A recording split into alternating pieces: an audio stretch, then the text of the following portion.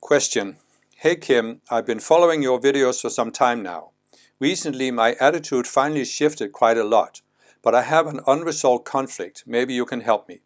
The topic is sexual intercourse and romantic relationships. Buddha said that for complete liberation and freedom from stress pain, I must be celibate.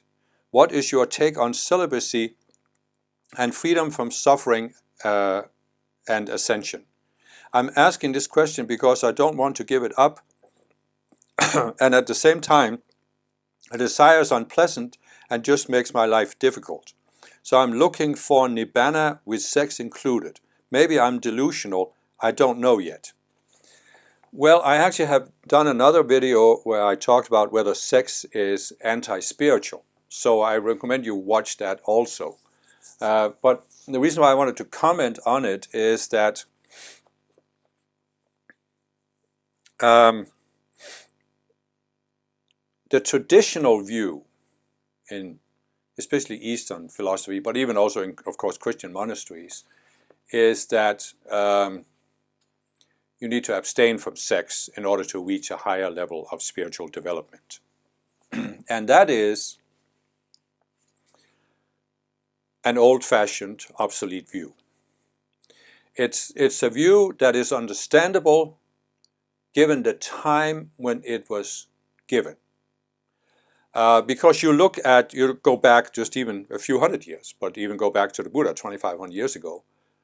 What did people know about the human psyche, about energy, about an energy field around the body? What did they know and understand? So therefore, it was seen that sexual energies, sexual desires, romantic relationships created a lot of conflict. And it was seen that it often distracts people's attention from the spiritual path, from studying spiritual teachings, performing spiritual techniques. And that's why they created this idea that you have a monastery where people withdraw from the world. They withdraw from worldly activities in order to focus on spiritual activities. And therefore they also withdraw from sex or romantic relationships because it's part of worldly activities. So, and this was reasonable when they didn't have the knowledge of human psychology and the human energy field. But today we have a much greater knowledge. And that means that we have now different ways of dealing with sexual energies and desires and romantic relationships. And the challenge, as I've said before, in the Aquarian age is instead of separating spirituality and everyday life, we now need to integrate our spirituality in our everyday life. And that means we have to find a way as spiritual people who are the pioneers for the new age we're moving into, we have to find a way to integrate our spiritual growth with having normal human relationships, including having sex. We cannot allow ourselves to see it as anti-spiritual and just run away from it or suppress it. Because we are in an age now where suppression is not the fastest way to spiritual growth. I'm not sure suppression ever was the fastest way to spiritual growth, but since there wasn't the option of resolving desires, it was the practical thing to do back then. And it could still be practical for some people. I'm not saying it's for everybody. But what I want to say is that for most people, most spiritual people in today's age, the challenge is not to be celibate, to live in a normal relationship, and still integrate it with our spiritual growth. And so this is my take on it, that the two are very compatible. But of course it requires two things. First of all, your energy field, your chakras. Sexual desire is related to the base chakra. There are 7 main chakras. The bottom chakra, the base chakra, is in line with the sexual organs, and if too much energy gets concentrated in the base chakra, you will have what should we call it? what is it he says? The desire is unpleasant and just makes my life difficult. That's because you have too much energy concentrated in the base chakra. So you need to take active measures to clean your energy field and your base chakra.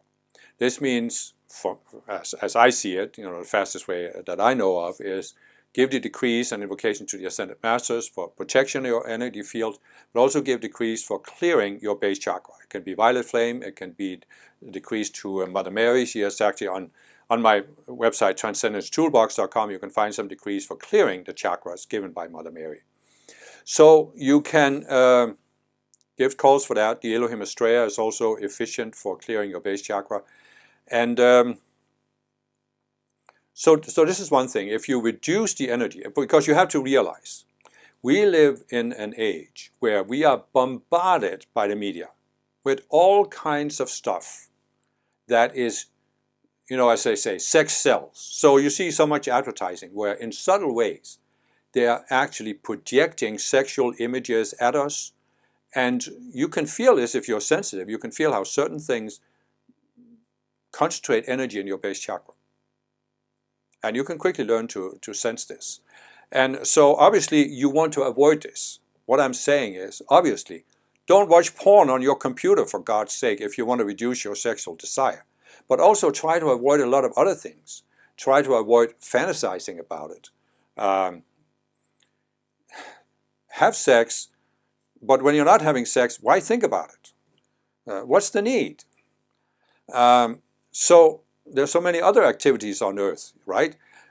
So what I'm saying is you can learn to protect your base chakra and not amplify your sexual desire so that it becomes unpleasant and unbearable. And then you can have a committed relationship, and you can have two people that satisfy each other's sexual desires, and you can come to a point where it's not a problem. I mean, you have sex on a regular basis, you don't have the build-up, and what's the problem? It just fades into the background. It doesn't eat up your life, that's what I'm saying. And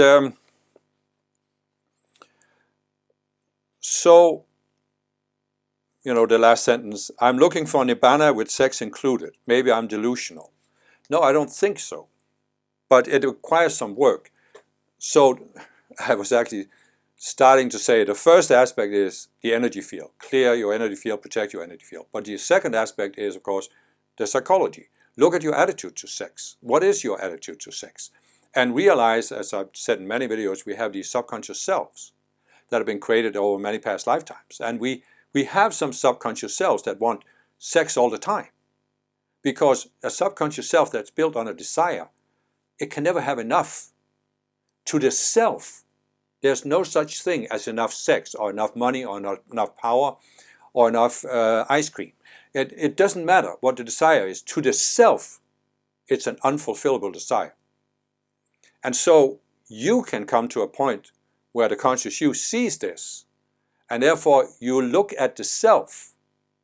And quite frankly, behind all of the selves that have these unfulfillable desires is, it is, as I've said before, we start out seeing ourselves as connected beings, but we have gone into this illusion that we're separate beings. And when we go into separation, we lose our sense of wholeness. And the ego and the subconscious selves are created to compensate for this lack of wholeness.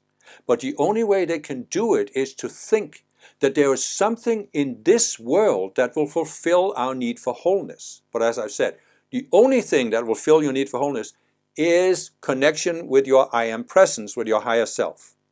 Nothing in this world will fulfill your need for wholeness.